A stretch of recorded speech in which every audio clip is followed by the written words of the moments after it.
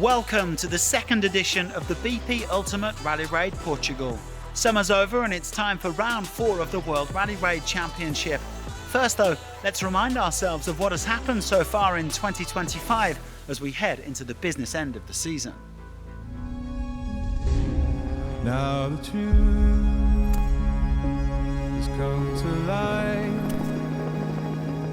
out of time. I come part of the memory for forever, for next generation, everybody, who's win this Dakar from Saudi, Yazid al-Rajhi. The KTM is on fire. It's just ticked off all the goals for my career and everything I've wanted to achieve, so it's all the hard work's paid off.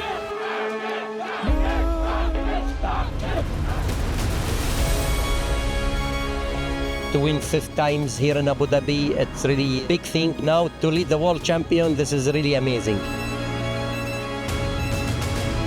It was a crazy close race. It's been an amazing fight with everyone. To finally come out on top is actually amazing.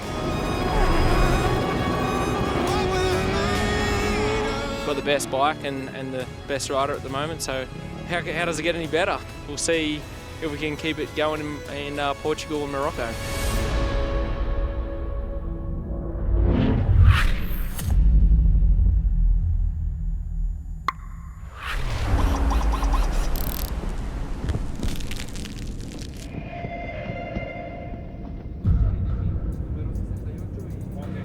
In the bikes, everyone's asking themselves the same question: how do we beat Daniel Sanders?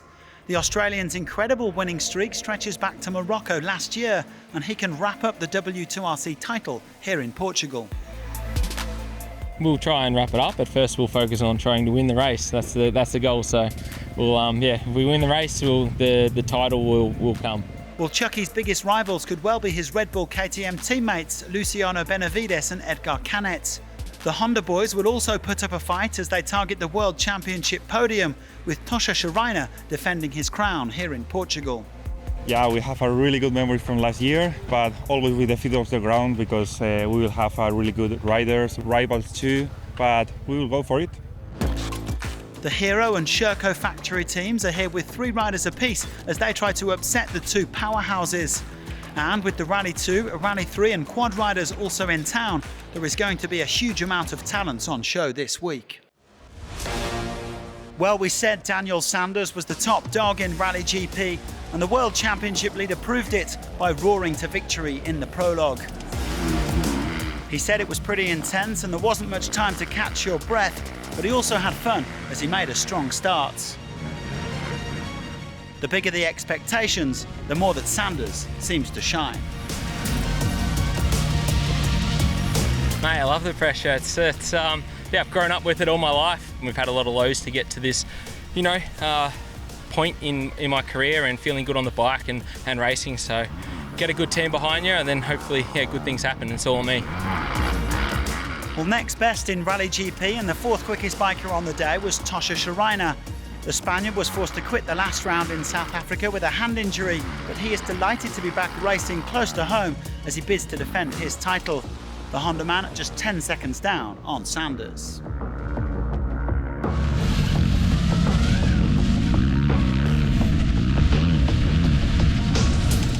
Well, the gaps were pretty tight, as you would expect on this 5.03 kilometre opener.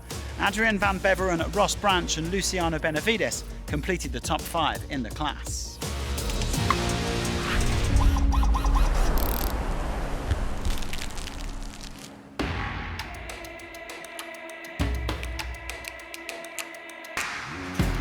Well, it was certainly a good day for the Red Bull KTM factory team as Edgar Canet came second in the bikes and first in Rally 2. The young Spaniard comes from motocross, so he was at home on today's tracks, even if there was a bit of arm pump. He finished just 2 seconds down on his teammate Sanders. Well, second in Rally 2 and third on 2 wheels was Michael Doherty. The South African's competing in Portugal for the very first time, but he still sped round in under 5 minutes. Former Spanish Enduro champion Alfredo Pellicer impressed with 3rd place ahead of another newcomer, Preston Campbell, the son of American off-road legend Johnny Campbell.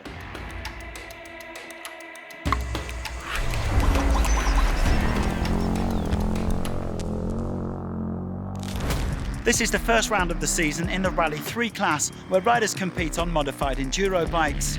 Quickest today was Frenchman Thomas Oldos, an enduro instructor who's building towards his dream of doing the Dakar in 2027. He was 6 seconds quicker than the defending champion Gonzalo Amaral, who was 8 seconds faster than his brother Salvador.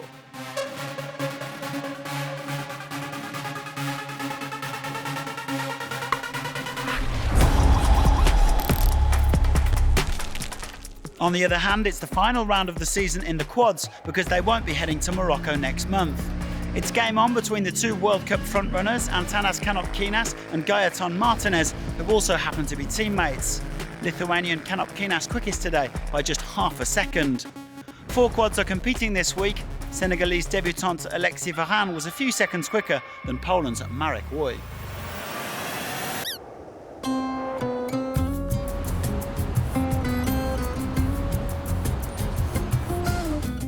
Guys, welcome to the great Rally Raid Bake Off. It's going to be something a little bit different today.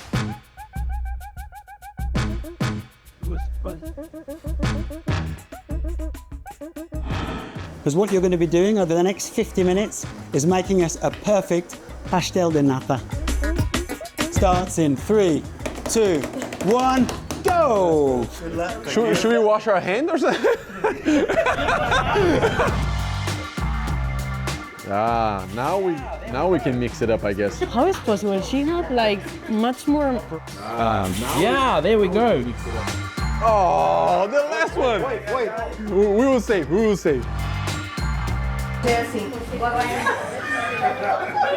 ¿Qué ha pasado? What happened? I don't know, but it looks good for us. And if I put, hey, you need to put this here. Looks like muffin. It's a pastiche de nata muffin.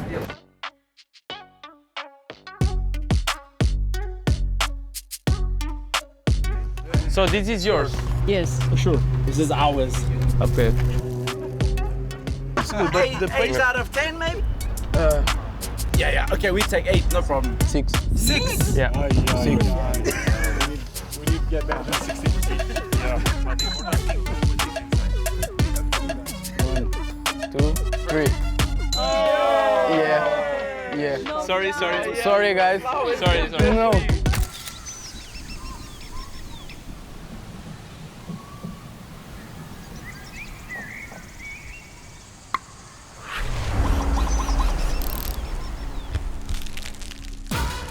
As ever, Nasser al-Attiyah is the man to beat in the ultimate class. The defending champion in Portugal leads the W2RC by 20 points. To win one time, okay. Second time, it's not bad, but to win third time and to lead this year, you know, is a dream to win like 4 times, you know, more on Dakar, huh? The Dacia Sand Riders are back at full strength this week, with Cristina Gutierrez making her first outing since the Dakar. Meanwhile, al-Attiyah and Sebastian Loeb have swapped co-drivers. Carlos Sainz is the only Ford M Sport driver on the start list, and he'll be hoping to shine in a newly updated version of the Raptor T1 Plus. Toyota Gazoo Racing is home to NASA's closest W2RC challengers, with Henk Lattegen just ahead of his teammate Lucas Moraes. Dakar winner Yazid Al-Raji is also back, while João Ferreira will be flying the flag for Portugal. And there are also plenty of big names in the Challenger and SSV classes, where Nicolas Cavigliasso and local boy Alexander Pinto are currently setting the pace in the World Championship.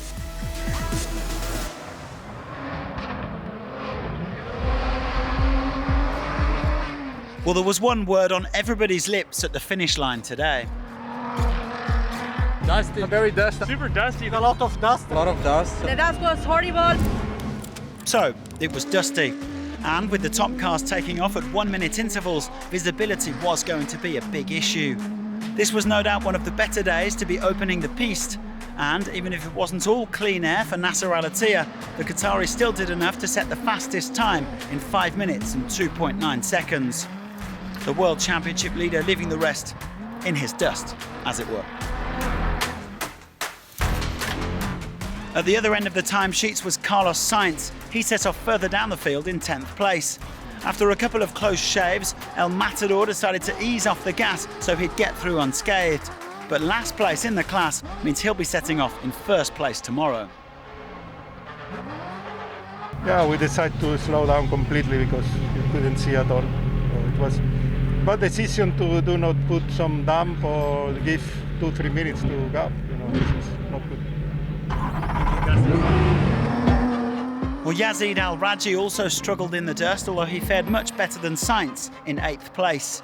The Saudis back in action for the first time since suffering engine failure on the last day of the Abu Dhabi Desert Challenge, which seriously damaged his hopes of becoming world champion.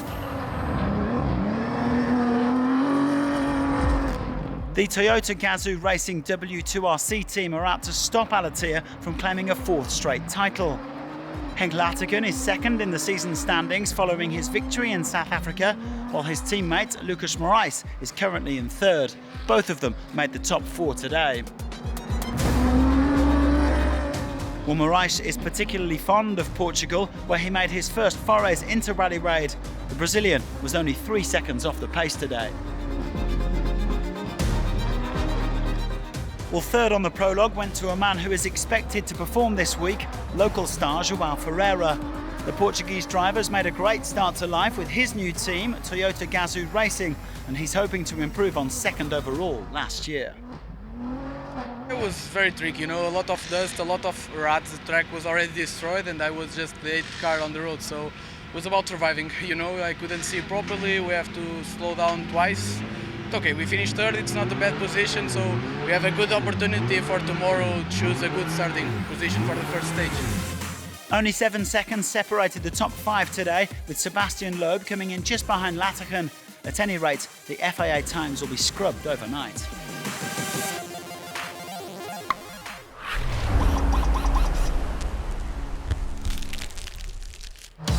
Victory in the Challengers went to Gonçalo Guerreiro, who hasn't done a W2RC event since his brilliant 2nd place at the Dakar. The Portuguese driver's kept busy though and currently leads his national championship. He won today for the NASA Racing team, finishing on exactly the same time as team boss al-Attiyah. Matthias Ekstrom, who has traded the Ford Raptor for the Can-Am this week, came in 2nd.